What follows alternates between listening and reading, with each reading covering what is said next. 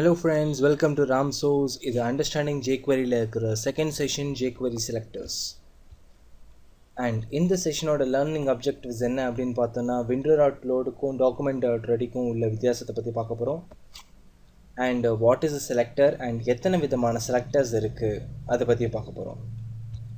So to start with window.load document.ready என்ன சம்பந்தம் என்ன வித்தியாசம் அப்படினு பார்ப்போம்.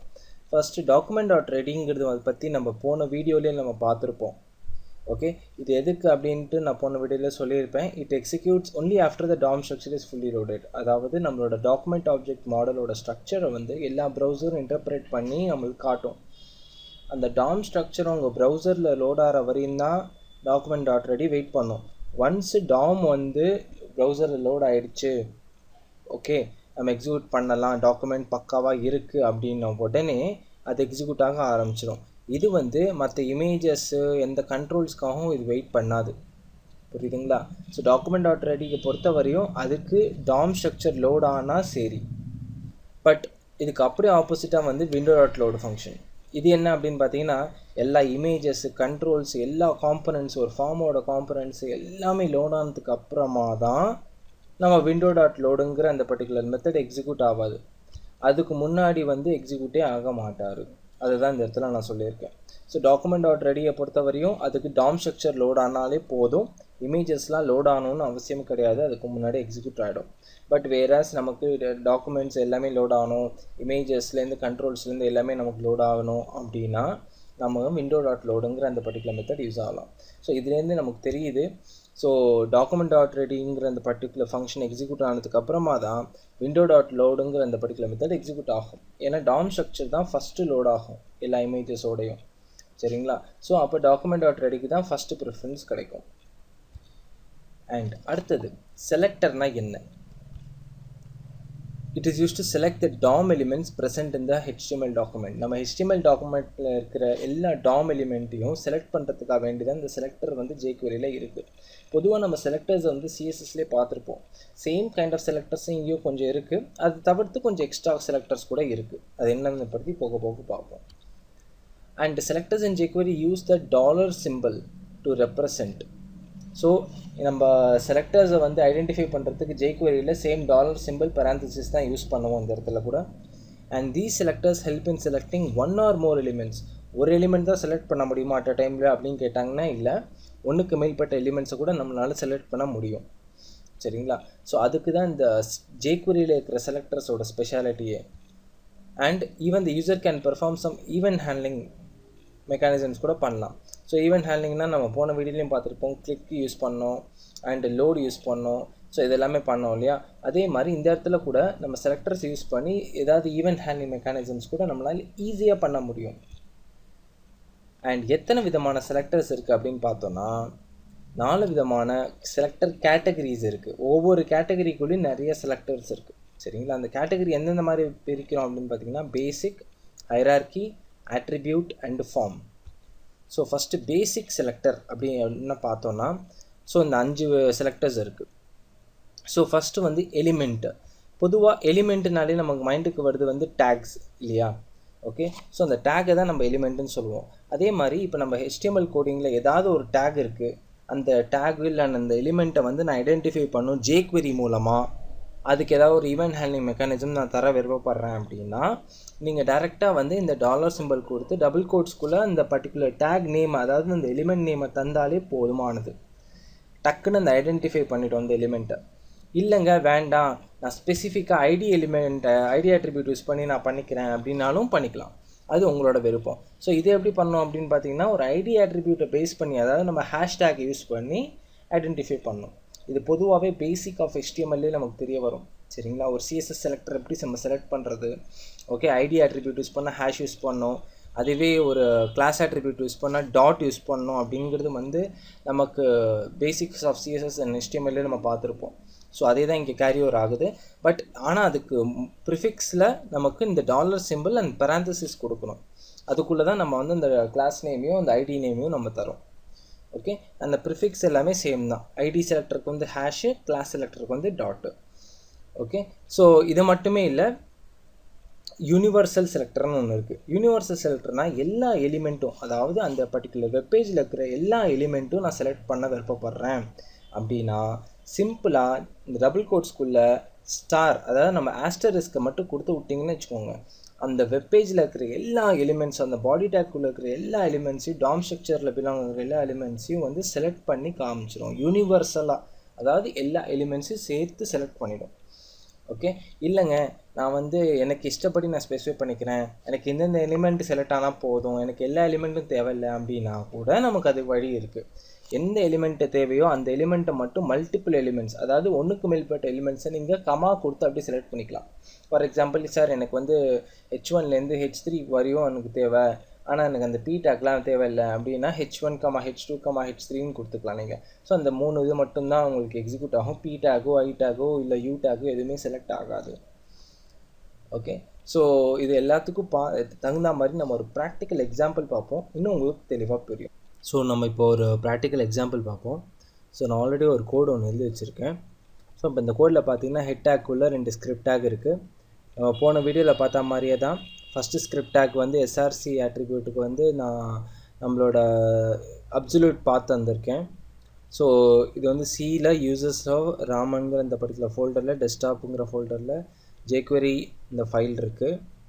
ஓகே, ஸோ அதுக்காக தான் இந்த அப்சல்யூட் பாட்டை நான் தந்திருக்கேன். இல்லை வேண்டாம் நான் ரிலேட்டிவ் பார்த்தாவே தந்துக்கிறேன்னா, நான் நம்ம லாஸ்ட் வீடியோவில் பார்த்த மாதிரி நம்ம jQuery ஃபைலும் நம்ம எந்த ஃபோல்டரில் நம்ம ப்ரோக்ராம் எழுதுகிறோமோ அதே ஃபோல்டரில் வச்சுருக்கணும் இன்டர்னலாக. இல்லைனா இந்த மாதிரி நம்ம வந்து எக்ஸ்டர்னலாக நம்ம ஒரு அப்சல்யூட் பார்த்து தர வேண்டியது இருக்கும். பட் நான் என்னோடய சஜஷன் என்னென்னா, நார்மலாக வந்து நீங்கள் நாளைக்கு அப்ளிகேஷன்ஸ்லாம் க்ரியேட் பண்ணும்போது இந்த லோக்கலாக வந்து தரது வந்து தவறுங்க. ஏன்னா அப்போது வந்து உங்களுக்கு நம்ம சிடிஎன் பார்த்தோம் இல்லையா, கண்டென்ட் டெலிவரி நெட்வொர்க், அது ரொம்பவே உங்களுக்கு ஹெல்ப்ஃபுல்லாக இருக்கும். ஸோ மேக்ஸிமம் நீங்கள் ஆப் வந்து நீங்கள் டெப்ளாய் பண்ணும்போது don't go for local storage of jQuery. Best uses சிடிஎனை யூஸ் பண்ணிக்கோங்க, அதான் உங்களுக்கு பெஸ்ட்டு. ஸோ அடுத்து நம்ம ஜாவா ஸ்கிரிப்ட் டேக்குள்ளே வந்து $document.ready function alert my document loaded அப்படிங்கிற அந்த பர்டிகுலர் alert ஃபங்க்ஷனை கொடுத்துருக்கேன். document.readyனா என்னென்னு நம்ம போன வீடியோவிலே பார்த்துருப்போம். ஸோ ஓகே, ஸோ அந்த ஃபங்க்ஷன் நான் எழுதியிருக்கேன். அதுக்கப்புறமா அந்த உள்ள அலர்ட்டுன்னு எழுதியிருக்கேன். ஆனால் இன்னொன்று கொஞ்சம் பாருங்கள், window.loadல வந்து சேம் விண்டோங்கிற அந்த பர்டிகுலர் ஆப்ஜெக்ட்டுக்கு லோடுங்கிற அந்த மெத்தடை கால் பண்ணியிருக்கேன். அந்த அலர்ட் வந்து மை விண்டோ லோடட் அப்படிங்கிற அந்த அலர்ட் மெசேஜ் கொடுத்துருக்கேன். இப்போ என்னோடய பாடி செக்ஷனில் பாருங்கள், எனக்கு H1 இருக்குது, IMG இருக்குது. இப்போ H1குள்ளே நான் என்ன எழுதியிருக்கேன், வெல்கம் டு jQueryன்னு எழுதியிருக்கேன். IMGக்குள்ளே ஒரு ரிலேட்டிவ் இமேஜ் ஒன்று கொடுத்துருக்கேன், மை image.jpg, இந்த டைகரோட இமேஜ் தந்திருக்கேன். ஓகே, ஸோ இதில் வித் அண்ட் ஹைட்டு கூட ஸ்பெசிஃபை பண்ணிட்டேன், அந்த பர்டிகுலர் இமேஜோட வித் அண்ட் ஹைட்டு. ஸோ இப்போ நான் இதை வந்து என்னோடய ப்ரௌசரில் வந்து நான் ரன் பண்ண போகிறேன். ஸோ இதை நான் ரன் பண்ணேன்னா பாருங்கள், எனக்கு H1 லோட் ஆகிடுச்சு, ஆனால் இந்த இமேஜ் லோட் ஆகலை. ஸோ இமேஜ் லோட் ஆகிறதுக்கு கொஞ்சம் டைம் எடுக்குது. ஸோ அது வரையும் என்னோடய டாம், அதாவது என்னோடய டாக்குமெண்ட் ஆப்ஜெக்ட் மாடல் வந்து நம்ம ரெடி ஃபங்க்ஷன் document.readyங்கிற அந்த பர்டிகுலர் ஃபங்க்ஷன் வந்து நிற்க மாட்டேங்குது. ஸோ மை டாக்குமெண்ட் லோடடுங்கிற அந்த பர்டிகுலர் அலர்ட் மெசேஜ் எனக்கு டிஸ்பிளே ஆகிடுச்சு. அதுக்கு உண்டான டாம் ஸ்ட்ரக்சர் மட்டும் லோட் ஆகிடுச்சு, பட் உள்ளே இருக்கிற காம்பனன்ட்ஸ் இன்னும் லோட் ஆகலை. ஸோ அது நம்மளோட document.ready ஃபங்க்ஷனுக்கு தேவையே கிடையாது. அதோட டியூட்டி டாம் ஸ்ட்ரக்சர் லோட் ஆகிடுச்சு, அது எக்ஸிக்யூட் ஆகிடுச்சு. இப்போ நான் அதை ஓகே கிளிக் பண்ண உடனே என்னோடய இமேஜே லோட் ஆகிடும். இமேஜ் லோட் ஆன உடனே பாருங்கள் மை விண்டோ லோடட்னு வந்துருச்சு. ஓகே, ஸோ இந்த இமேஜ் லோட் ஆகிற வரையும் இந்த மை விண்டோ லோடட் வராது. இந்த இமேஜ் என் சிஸ்டமில் லோக்கலில் இருக்கிறதுனால டக்குன்னு வந்துருச்சு. இதுவே ஒரு இன்டர்நெட்டில் டேரெக்டாக சர்வரோட லிங்க் தந்திருக்கேன்னு வச்சுக்கோங்க, URL தந்திருக்கேன்னா அந்த சர்வர் நெட்வொர்க் ஸ்லோவாக இருந்ததுன்னா இமேஜும் ஸ்லோவாக லோட் ஆகும். ஸோ எப்போ கம்ப்ளீட்டாக அந்த இமேஜ் லோட் ஆகி முடிகிறதோ அப்போ தான் உங்களுக்கு இந்த அலர்ட்டு டிஸ்பிளே ஆகும். இப்படி டக்குன்னு வராது நார்மலாக. ஸோ இது வந்து என் சிஸ்டமில் லோக்கலாக இருக்கிறதுக்கு காரணத்தினால இது டக்குன்னு வந்துருச்சு. நார்மலாக இது லோக்கலாக இருக்காது. ஓகேங்களா, டைரக்ட் URL தான் கொடுப்பாங்க. ஓகே, இப்போ உங்களுக்கு இது ஒரு ஐடியா கிடச்சிருக்குன்னு நினைக்கிறேன், document.readyக்கும் window.loadக்கும் உள்ள வித்தியாசம். ஃபைன். அண்ட் அடுத்த மெத்தட் ப்ரோக்ராம் பார்த்தீங்கன்னா சேம் அதே மாதிரி தான் நான் ஒரு jQuery ஃபைல் ஒன்று க்ரியேட் பண்ணியிருக்கேன். அண்ட் உள்ளே வந்து பார்த்தீங்கன்னா document.readyங்கிற அந்த பர்டிகுலர் ஃபங்க்ஷனுக்குள்ளே வந்து H1 அப்படிங்கிற அந்த பர்டிகுலர் செலக்டரை கொடுத்துருக்கேன். நம்ம 5 விதமான செலக்டர்ஸ் பார்த்தோம் இல்லையா பேசிக் செலக்டர்ஸில். ஃபஸ்ட்டு வந்து எலிமெண்ட் செலக்டர், அதாவது டேக் நேம் தரேன் அப்படின்னு சொன்னேன் இல்லையா. ஸோ இப்போ என்னோடய பாடி செக்ஷனில் H1 கொடுத்துருக்கேன், H3 கொடுத்துருக்கேன் அண்ட் P டேக் கொடுத்துருக்கேன். இப்போ H1குள்ளே வெல்கம் டு ராம்சோஸு அந்த மாதிரி அந்த வேர்ட்ஸ்லாம் கொடுத்துருக்கேன். அண்ட் இப்போது H1 நான் கிளிக் பண்ணேன்னா H1 டாட் கிளிக்குங்கிறது நம்மளோட ஈவெண்ட் ஹேண்ட்லர். ஓகே, இது நம்ம ஃப்யூச்சரில் இன்னும் தெளிவாக பார்ப்போம். ஸோ இப்போ நான் H1 கிளிக் பண்ண ஒன்றுனா எனக்கு அலர்ட் கிளிக்டு அப்படின்னு எனக்கு அவுட்புட்டு டிஸ்பிளே ஆகும். ஓகேங்களா? ஸோ இது நான் எக்ஸிக்யூட் பண்ணி காட்டுறேன் உங்களுக்கு. பாருங்கள், எனக்கு வெல்கம் டு ராம்சோ, stick to basics and online Tamil டியூட்டோரியல்ஸ்னு வந்துருச்சு. ஸோ இது வெல்கம் டு ராம்சோஸ் தான் என்னோட H1 எலிமெண்ட். பாருங்கள், அதை நான் கிளிக் பண்ண உடனே எனக்கு கிளிக்குடுன்னு வந்துச்சு. அதுவே நான் அந்த ஸ்டிக் டு பேசிக்ஸ்லேயும் ஆன்லைன் தமிழ் டியூட்டோரியல்ஸ்லையும் கிளிக் பண்ணுறேன், எனக்கு வந்து ஒரு ரியாக்ஷனுமே காட்டல. ஏன் காட்டலைன்னா நான் எலிமெண்ட் செலக்டரில் வந்து நான் என்ன கொடுத்துருக்கேன், வெறும் H1 தான் தந்திருக்கேன். சரிங்களா? இப்போ கன்சிடர், இப்போ நான் வந்து இப்படி வந்து ஒரு டேக் நேம் கொடுக்காம நான் ஜஸ்ட் ஒரு ஐடி ஆட்ரிபியூட் மூலமாக நான் என்னோடய எலிமெண்ட்ஸை நான் செலக்ட் பண்ணணுன்னு விருப்பப்படுறேன் அப்படின்னா, இப்போ ஃபார் எக்ஸாம்பிள் இந்த H3க்கு வந்து நான் ஐடி ஆட்ரிபியூட் தரேன். ஸோ கன்சிடர் நான் ஐடி ஆட்ரிபியூட் வந்து H3 அப்படின்னு தரேன். ஓகே, ஸோ அப்போ இந்த இடத்துல என்னென்னு மாற்றணும், ஐடி செலக்டருக்கு நான் என்ன சொன்னேன், ஹேஷ் அண்ட் அந்த ஐடி நேம் என்ன, H3. ஸோ இந்த இடத்துல வந்து இப்போ H3 மட்டும்தான் செலக்ட் ஆகும், H3 மட்டும்தான் செலக்ட் ஆகும், H1ம் P டேகும் செலக்டே ஆகாது. ஓகே, ஸோ அதையும் நம்ம செக் பண்ணிடுவோம். நான் ஜஸ்ட் ரெஃப்ரெஷ் பண்ணுறேன். இப்போ நான் திருப்பி வெல்கம் டு ராம்சோஸை கிளிக் பண்ணுறேன். பாருங்கள், எனக்கு ஒரு அலர்ட் மெசேஜும் வரல. அதே மாதிரி ஆன்லைன் தமிழ் டியூட்டோரியல்ஸும் கிளிக் பண்ணுறேன், எனக்கு ஒரு அலர்ட் மெசேஜும் வரல. பட் ஸ்டிக் டாட் பேசிக்ஸை கிளிக் பண்ணுறேன், எனக்கு கிளிக்குங்கிற அந்த அலர்ட் மெசேஜ் வந்துடுச்சு.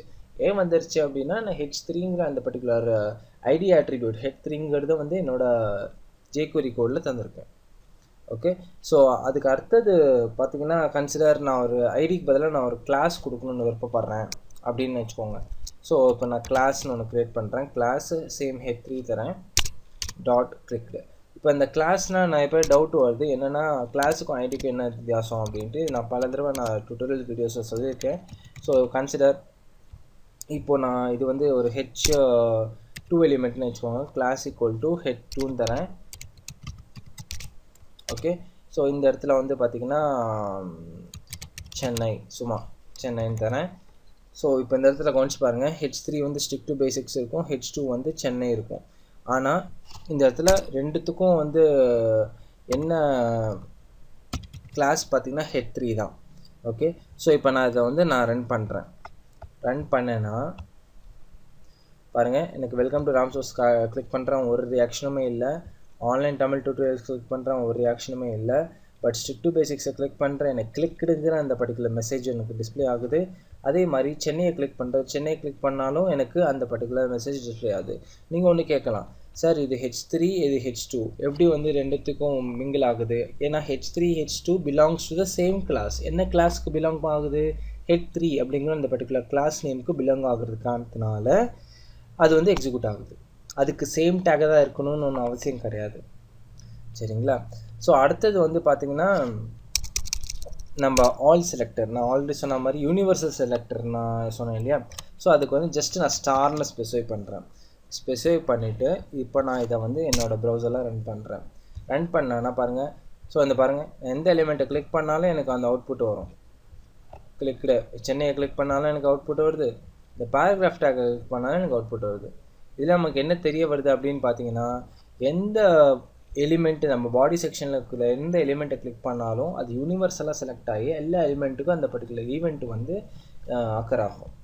இல்லைங்க, நான் செலக்டடாக வந்து ஒரு சில எலிமெண்ட்ஸை மட்டும்தான் கால் பண்ண போகிறேன், எல்லா எலிமெண்ட்ஸையும் கால் பண்ண விருப்பப்படல அப்படின்னா வந்து ஜஸ்ட் அதை ரிமூவ் பண்ணிவிட்டு நம்ம மல்டிபிள் செலக்டர் பார்த்தோம் இல்லையா ஸ்லைட்ஸில் கமா வச்சு. ஸோ கன்சிடர் நான் H1 நான் கிளிக் பண்ணணுன்னு விருப்பப்படுறேன் and H2 and P tag. H3 மட்டும் எனக்கு வேண்டாங்க அப்படின்னு நான் சொல்லிடுறேன். சரிங்களா? ஸோ இப்போ நான் even though they belong to the same class நான் இப்படி தந்ததுனால இப்போ பாருங்கள், H1 கிளிக் பண்ணுறேன், எனக்கு அவுட்புட் வருது. பாருங்கள், H3 கிளிக் பண்ணுறேன், எனக்கு அவுட்புட்டே வரல. ஏன்னா வந்து நான் அது நான் மல்டிபிள் செலக்டரில் தரவே இல்லை. பட் H2 கிளிக் பண்ணுறேன், எனக்கு அவுட்புட் வருது. அதே மாதிரி P டேக்கையும் கிளிக் பண்ணுறேன், எனக்கு அவுட்புட் வருது. H3 மட்டும் எனக்கு வரவே இல்லை, ஏன்னா அதனோட மல்டிபிள் செலக்டரில் நான் கொடுக்கவே இல்லை. அதனால தான் எனக்கு அவுட்புட் வரலை. ஓகே, உங்களுக்கு புரியும்னு நினைக்கிறேன். Now let's get back to the slides. அடுத்தது நம்ம ஹையரார்கி செலக்டர்ஸை பற்றி பார்ப்போம். இந்த ஹையரார்கி செலக்டர்ஸில் இந்த 4 வகை இருக்குது. ஃபஸ்ட்டு வந்து சைல்டு. ஸோ பேருக்கு ஏற்ற மாதிரியே தான் ஒரு பேரண்ட்டுக்கு உண்டான இமீடியட் சைல்டு ஐடென்டிஃபை பண்ணுறதுக்காக வேண்டி தான் இது. இமீடியட் சைல்டுனா என்ன? ஒரு பேரண்ட்டோட ஃபஸ்ட்டு புள்ள, ஒரு தலைப்புள்ள மாதிரி, வீட்டுக்கு தலைப்புள்ளன்னு சொல்லுவாங்க இல்லையா, ஸோ அந்த மாதிரி. ஸோ அவர் ஐடென்டிஃபை பண்ணுறதுக்காக வேண்டி தான் இந்த சைல்டு செலக்டரை யூஸ் பண்ணுறோம். ஸோ இந்த சைல்டு செலக்டர் நம்ம ஜேக்வெரியில் எப்படி இம்ப்ளிமெண்ட் பண்ணுறது அப்படின்னு பார்த்தோன்னா, பேரண்ட் டேக் யூஸ் பண்ணோம், அதுக்கப்புறமா இந்த கிரேட்டர் தேன் சைன் யூஸ் பண்ணோம், அதுக்கப்புறமா நம்ம சைல்டு செலக்டரை யூஸ் பண்ணோம். ஓகேங்களா? இந்த பர்டிகுலர் பேட்டர்னில் கொடுத்தா மட்டுமே தான் இது வந்து சைல்டு செலக்டர் அப்படின்ட்டு வந்து சொல்லுவாங்க. ஓகே, இல்லைங்க எனக்கு வந்து ஃபஸ்ட்டு சைல்டு இல்லை, எனக்கு வந்து எங்கள் பேரண்ட்டோட எல்லா சைல்டுமே நான் ஐடென்டிஃபை பண்ணணும் அப்படின்னா டிசெண்டன்ட் அப்படின்னு சொல்லுவாங்க. இது வந்து எதுக்கு யூஸ் ஆகும் அப்படின்னு பார்த்தீங்கன்னு வச்சுக்கோங்களேன், ஆன்செஸ்டர்லேருந்து, அதாவது தலைமுறையாக. இப்போ தாத்தா ஐடென்டிஃபை பண்ணுறோன்னா அவங்க பேரனே ஐடென்டிஃபை பண்ணிடலாம், அவங்க தலைமுறையை அப்படி ஐடென்டிஃபை பண்ணிடலாம். இமீடியட் சைல்டுன்னு இல்லை, எல்லா எலிமெண்ட்டுமே ஐடென்டிஃபை பண்ணிடும். அது கீழே வர எல்லா எலிமெண்ட்டுமே ஐடென்டிஃபை பண்ணுறதுக்காக வேண்டி தான் இந்த டிசெண்டன்ட் அப்படின்னு சொல்லுவாங்க. இதுக்கு எப்படின்னா டேகு ஸ்பேஸ், எந்த ஆப்ரேட்டர் எதுவுமே கிடையாது, ஒரு டேக் தரணும், அதான் எலிமெண்ட் தரணும், அப்புறம் ஸ்பேஸ் தந்துட்டு டிசெண்டன்ட் டேகு எலிமெண்ட்டே தந்துடணும். அவ்வளோதான். தந்துட்டோன்னா இது வந்து டிசெண்டன்ட் செலக்டரை குறிக்கும். ஓகே, ஸோ எனக்கு வந்து இந்த பேரண்ட் சைல்டு ரிலேஷன்ஷிப் வேண்டாங்க. Okay, next adjacent element. Okay, அந்த மாதிரி எனக்கு வேணும், பக்கத்தில் இருக்கிற ஒரு எலிமெண்ட் அப்படின்ட்டு பார்த்தீங்கன்னா, it is use to select all the elements which are the next to the previous element, previous உண்டான எலிமெண்ட்டோட நெக்ஸ்ட் எலிமெண்ட். ஸோ இது வந்து ஒரு பேரண்ட் சைல்டு ரிலேஷன்ஷிப்பில் வராது, அதை நீங்கள் தெளிவாக புரிஞ்சுக்கணும். சரிங்களா? இப்போ 2 டேக் இருக்குன்னா முதல் டேக் யார், ரெண்டாவது டேக் யார்? ஓகே, ஸோ அதை ஐடென்டிஃபை பண்ணுறதுக்காக வேண்டி தான். அடுத்தது பார்த்தீங்கன்னா நெக்ஸ்ட் சிப்ளிங். நெக்ஸ்ட் சிப்ளிங்னு வரும்போது நமக்கு வந்து சிப்ளிங்ஸ்னால் என்ன, நம்ம தம்பி தங்கச்சி கூட பிறந்தவங்க இல்லையா, ஸோ அந்த மாதிரி தான் இதுவும். ஸோ இப்போ ஒரு பேரண்ட்டுக்குள்ளே வந்து எத்தனை சிப்ளிங்ஸ் இருக்குது, அந்த சிப்ளிங்ஸ்குள்ளே கம்யூனிகேட் பண்ணுறதுக்கு, அந்த செலக்ட் பண்ணுறதுக்காக வேண்டி தான் இந்த நெக்ஸ்ட் சிப்ளிங்கிற இந்த பர்டிகுலர் செலக்டர். அதுக்கு வந்து நம்ம இந்த டில்டு பர்டிகுலர் சிம்பிள் தரணும். சரிங்களா? ஸோ இதெல்லாம் இல்லுஸ்ட்ரேட் பண்ணுற மாதிரி ஒரு சின்ன எக்ஸாம்பிள் ஒன்று பார்ப்போம், இன்னும் உங்களுக்கு தெளிவாக புரியும். ஓகே, இப்போ நம்ம ஹையரார்கி செலக்டர்ஸ்க்கு உண்டான ஒரு சின்ன கோடிங்கை பார்ப்போம். ஸோ இப்போ என்னோடய பாடி செக்ஷனுக்குள்ளே நான் 2 div tag க்ரியேட் பண்ணியிருக்கேன். ஸோ ஃபஸ்ட்டு div tag கீழே வந்து 2 சைல்டு இருக்குது, H1 and H3 இருக்குது. செகண்ட் div tag குள்ளே வந்து பார்த்திங்கன்னா ஒரு சைல்டு இருக்குது, ஸ்பேனுங்கிறது. அந்த ஸ்பேன் சைல்டுக்குள்ளே இன்னொரு சைல்டு வந்து H1ன்னு இருக்குது. சரிங்களா? ஸோ இப்போ நான் வந்து ஃபஸ்ட்டு நம்ம ஹையரார்கி செலக்டரில் சைல்டு செலக்டரை பற்றி பார்த்தோம். சைல்டு செலக்டர் என்ன சொன்னேன், ஒரு பேரண்ட்டு அதோட இமீடியட் சைல்டு மட்டும் செலக்ட் பண்ணணும்னு சொன்னேன். ஸோ இந்த இடத்துல டிவ்ங்கிறது பேரண்ட்டு, H1ங்கிறது சைல்டு. ஸோ H1 இந்த இடத்துல ஃபஸ்ட்டு சைல்டா இல்லையா அப்படின்ட்டு வந்து நம்ம சைல்டு செலக்டர் செக் பண்ணோம். இன்கேஸ் ஃபஸ்ட்டு சைல்டாக இருந்துச்சு அப்படின்னா நான் அந்த H1 கிளிக் பண்ணும்போது எனக்கு கிளிக்குடுங்கிற அந்த பர்டிகுலர் மெசேஜ் டிஸ்பிளே ஆகும், இல்லை அப்படின்னா டிஸ்பிளே ஆகாது. சரிங்களா? ஸோ இந்த இடத்துல பார்த்தீங்கன்னா ஃபஸ்ட்டு டிவ்வில் வந்து H1 வந்து டிவ் எலிமெண்ட்டோட ஃபஸ்ட்டு சைல்டு. சரிங்களா? பட் இந்த இடத்துல பார்த்தீங்கன்னா அப்படி இல்லை, H1 வந்து ஸ்பேனோட தான் ஃபஸ்ட்டு சைல்டு, பட் டிவ்வோட ஃபஸ்ட்டு சைல்டு கிடையாது. அதனால் நான் ஸ்டிக் டு பேசிக்ஸை கிளிக் பண்ணும்போது எனக்கு அவுட்புட் எக்ஸிக்யூட் ஆகாது. ஸோ இதை நான் உங்களுக்கு ப்ரௌசரில் எக்ஸிக்யூட் பண்ணி காட்டுறேன். இப்போ பாருங்கள், எனக்கு ப்ரௌசரில் எக்ஸிக்யூட் ஆகும்போது எனக்கு வெல்கம் டு ராம்சோர்ஸை கிளிக் பண்ணுறேன், அதாவது ஃபஸ்ட்டு டிவ் டேக்குள்ளே இருக்கிற H1 கிளிக் பண்ணுறேன், எனக்கு கிளிக்குடுன்னு வருது. ஏன் வருதுன்னா H1 வந்து ஃபஸ்ட்டு டிவ் டேக்குள்ளே ஃபஸ்ட்டு சைல்டு. அதே நான் ஸ்டிக் டு பேசிக்ஸை கிளிக் பண்ணுறேன் பாருங்கள், எனக்கு ஒரு அவுட்புட்டுமே வரல. ஏன்னா H1 வந்து டிவ்வோட டைரக்ட் சைல்டு கிடையாது. சரிங்களா? ஸோ அதுவே வந்து இல்லைங்க, எனக்கு டிவ் அந்த பேரண்ட் எலிமெண்ட்குள்ளே இருக்கிற எல்லா சைல்டு எலிமெண்ட்டையும் நான் செலக்ட் பண்ணணும், ஒரு சைல்டு எலிமெண்ட்டு கூட நான் விடக்கூடாது அப்படின்னு நீங்கள் சொன்னீங்கன்னா அதுக்கு வந்து நீங்கள் சைல்டு செலக்டரை நம்ம யூஸ் பண்ண முடியாது. அதுக்கு நீங்கள் என்ன பண்ணணும்னா இந்த கிரேட்டர் தேன் சிம்பிளை தூக்கி விட்டு இதை ஆன்சிஸ்டர் டிசெண்டன்ட்டுங்கிற அந்த பர்டிகுலர் க்ரைட்டீரியாவுக்கு கொண்டு வரணும். இந்த இடத்துல ஆன்சிஸ்டர் யார், டிவ், டிசெண்டன்ட் யார், H1. சரிங்களா? ஸோ இந்த இடத்துல பார்த்தீங்கன்னா இப்போது டிவ் டேக்குள்ளே வந்து H1 இருக்குது, நான் ஆல்ரெடி எக்ஸிக்யூட் ஆகிடும். இந்த இடத்துல பாருங்கள் H1 வந்து ஸ்பேன் டேக்குள்ளே தான் இருக்குது. பட்டு நான் இந்த இதே ஸ்டிக் டு பேசிக்ஸை கிளிக் பண்ணாலும் எனக்கு கிளிக்குடுன்னு தான் வரும். நான் இதை சேவ் பண்ணி திருப்பி உங்களுக்கு ப்ரௌசரில் ரன் பண்ணி காட்டுறேன். இப்போ பாருங்கள், நான் வெல்கம் டு பேசிக்ஸை கிளிக் பண்ணுறேன், கிளிக்குடுன்னு தான் வருது. திருப்பி நான் ஸ்டிக் டு பேசிக்ஸை கிளிக் பண்ணாலும் எனக்கு கிளிக்குடுன்னு தான் வரும். ஏன்னா இது ஒரு ஆன்செஸ்டர் டிசெண்டன்ட் ரிலேஷன்ஷிப்பில் எக்ஸிக்யூட் ஆகிட்டு இருக்கு. ஓகே, ஸோ அந்த டிவ் டேக் ஆன்செஸ்டருக்குள்ளே எந்த மூலையில் இருந்தாலும் சரி என்னோட அந்த டிசெண்டன்ட்டு எக்ஸிக்யூட் ஆகணும் அப்படின்னா எக்ஸிக்யூட் ஆகிடும் இந்த ஆன்செஸ்டர் டிசெண்டன்ட்டுங்கிற அந்த பர்டிகுலர் செலக்டர் மூலமாக தான். ஓகே, கன்சிடர் இல்லைங்க, எனக்கு வந்து இந்த ஆன்செஸ்டர் இல்லை இந்த பேரண்ட் சைல்டு ரிலேஷன்ஷிப் வேண்டாம், நான் வந்து செப்பரேட்டாக ஒரு நெய்பர் மாதிரி இருக்கணும்னு விருப்பப்படுறேன் அப்படின்னா கன்சிடர் இந்த div tag வந்து இங்கே ஓப்பன் பண்ணி இங்கே க்ளோஸ் பண்ணிட்டோமா. இப்போ இந்த div tag வெளியில் நான் இப்போ 2 டேக் க்ரியேட் பண்ணுறேன். h3 அப்படின்ட்டு இன்னொரு டேக் ஒன்று க்ரியேட் பண்ணுறேன். அந்த டேக் கீழே வந்து நான் ஹலோ அப்படின்னு தரேன். அண்ட் இன்னொரு டேக் ஒன்று தரேன் h4 அப்படின்ட்டு. அது கீழேயும் நான் ஹலோ அப்படின்னு தரேன். சரிங்களா. ஸோ இந்த இடத்துல நம்ம ஆல்ரெடி ஸ்லைட்ஸில் பார்த்த மாதிரி நம்மளோட நெக்ஸ்ட் அட்ஜசன்ட் செலக்டருக்கு வந்து ப்ளஸ் சிம்பிள் யூஸ் பண்ணுவோம். ஸோ இப்போ இந்த இடத்துல நான் div ப்ளஸ் h3 அப்படின்னு யூஸ் பண்ணுறேன். ஸோ டிவ்வுக்கு அப்புறமா, அதாவது டிவ்வு க்ளோஸ் ஆனதுக்கு அப்புறமா first adjacent element, first nearer element என்ன அப்படின்னு பார்த்தோன்னா h3ன்னு கொடுத்துருக்கோம் நம்மளோட ரூல்ஸில். ஸோ h3 இருக்கான்னு பார்க்கும்.